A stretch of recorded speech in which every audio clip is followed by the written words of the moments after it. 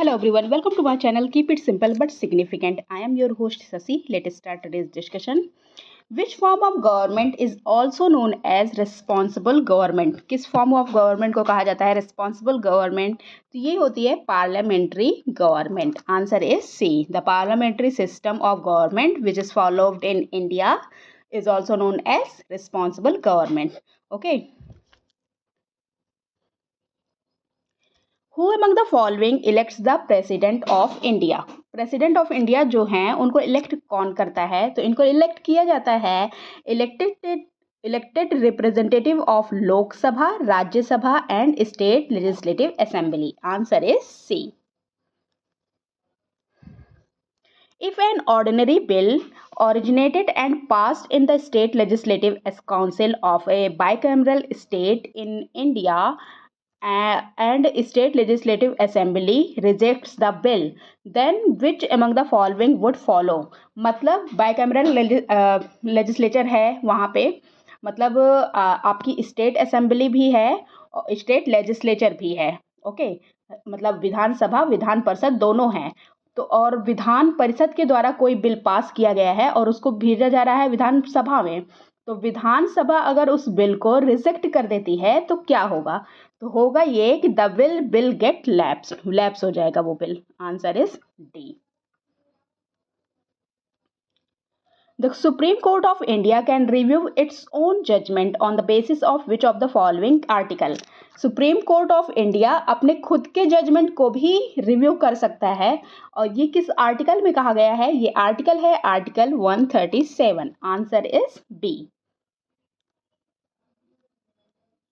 Executive is responsible to which among the following in the parliamentary system? Parliamentary system में executive किसके लिए responsible होता है? तो एग्जीक्यूटिव जो है वो रिस्पॉन्सिबल होता है to the legislature. Answer is B. A parliamentary system और parliamentary democracy is a system of democratic governance of a state where executive is responsible to the legislature.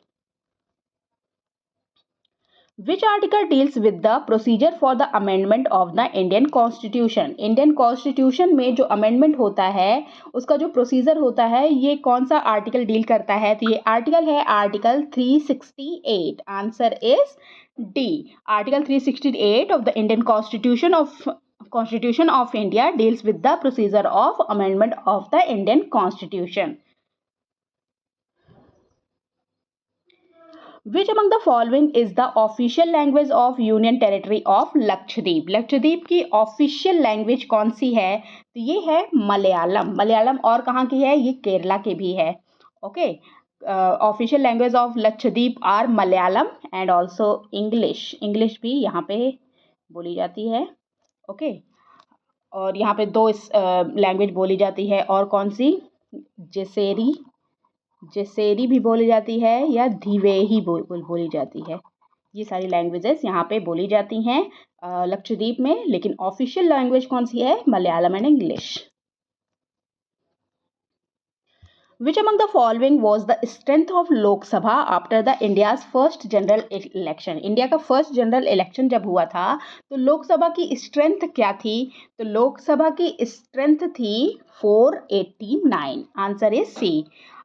Eight that time maximum strength of Lok Sabha was 500 members. मतलब decide किया गया था कि 500 member से ज़्यादा नहीं होंगे, लेकिन जब इलेक्ट हुए सारे मेंबर तो कुल थे 489.